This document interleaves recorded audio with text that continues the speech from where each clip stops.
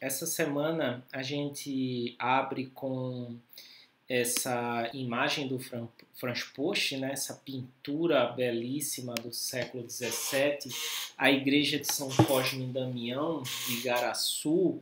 Franz Post, um pintor que veio com a comitiva do Maurício de Nassau para registrar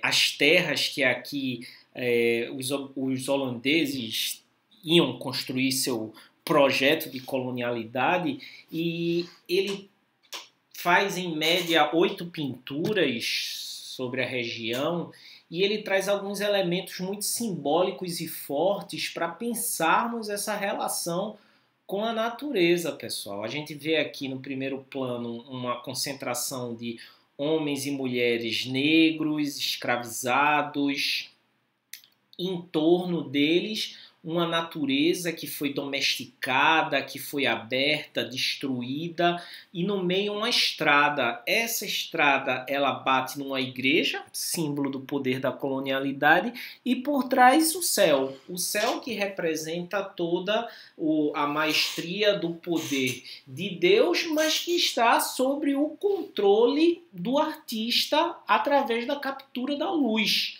Tá entendendo? Então a gente vai ver aqui um jogo de contrastes e perspectivas interessantes sobre a tentativa do domínio dessa natureza pelo artista, imbuído do projeto de poder da colônia, e sobre essa tentativa também de um controle sobre as novas relações do homem com a natureza. O filósofo Bruno Latour, um filósofo francês pouco lido pelos historiadores, que tem uma obra muito interessante chamada Jamais Fomos Modernos, ele fala que a natureza ela é um modo histórico de pensarmos as nossas relações com os objetos e relações políticas entre nós, né?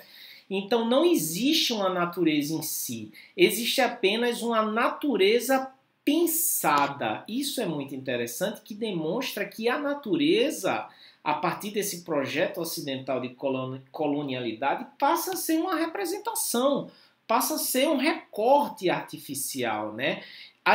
Essa ideia de natureza como exterioridade que nós estamos vendo aqui, ela é uma percepção criada pela ciência no século XVII e XVIII, e que os holandeses trazem, os pintores holandeses paisagistas vão trazer com a forte matriz judaica cristã, né? A gente vai ver que os pintores holandeses, alguns historiadores, como o historiador inglês Kenneth Clark, ao examinar a pintura de paisagem na Holanda no século XVII, período em que esse gênero ele atinge um status de autonomia na produção artística, ele afirma que a pintura de paisagem ela marca as fases da nossa concepção de natureza, que é isso que eu quero que vocês apreendam. Toda a arte é até certo ponto simbólica, e a prontidão com que aceitamos símbolos como realidade depende, de certo modo, da nossa familiaridade com eles. Muito interessante, né? Para Clark, os holandeses eles sentiram a necessidade de que era reconhecível expressar esse projeto de conquista e de independência nessas obras, né? Então, segundo o Kenneth Clark, a escolha da paisagem, que é muito forte nos pintores holandeses do século XIX, ela pode ter sido influenciada pela consciência que eles passam a ter de conquista do território ao mar, né?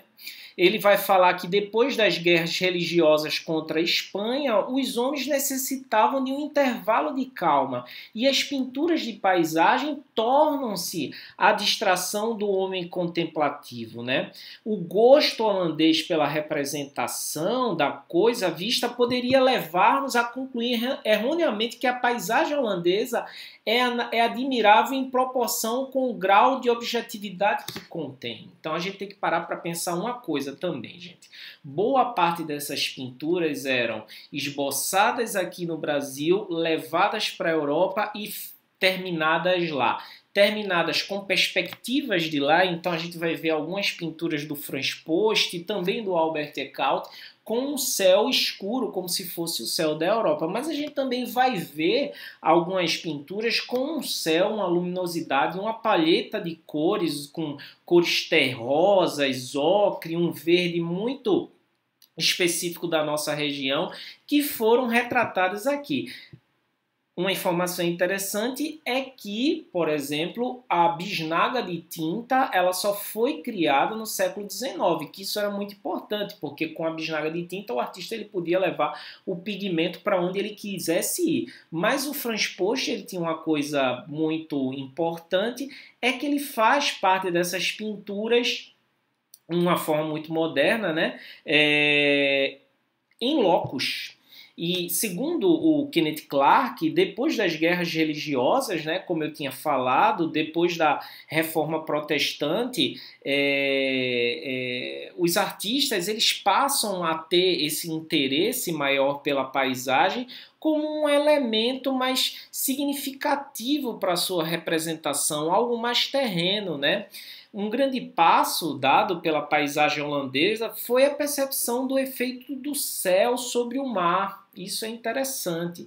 E sobre a terra, o efeito do céu sobre o mar e sobre a terra e a inter-relação da luz com as nuvens, que faziam com que essa pintura ela conseguisse nos proporcionar sensações de fluidez e de movimento, realizando-se assim uma comunhão mais íntima e pessoal com a natureza. Então, no Brasil, o artista, o Franz Post, ele trabalhou em plein air. Plein air é uma frase, uma expressão francesa, ele trabalhou ao ar livre e aí ele antecipava uma prática que apenas a gente vai ver no século XIX. Veja que coisa legal. Então, essas qualidades elas podem ser observadas nos primeiros trabalhos de Franz Post, possivelmente realizados com seu cavalete diretamente fincado no próprio local e que, ao mesmo tempo, demonstram aqui a tentativa de representar o domínio sobre a natureza. A natureza ela aparece como um meio que concedia alimento, que concedia riquezas ao homem branco ocidental cristão, um meio onde se poderia acumular experiências. Então a natureza ela já aparece enquanto a ideia de recurso natural nessas pinturas. Então durante essa semana nós vamos analisar essas relações do homem com a natureza a partir dessas pinturas de gênero, do gênero de paisagem, através desse cruzamento de tentativa de domínio sobre a natureza, tá certo, pessoal? Então, bom estudo para todos e a gente fica em contato, ok?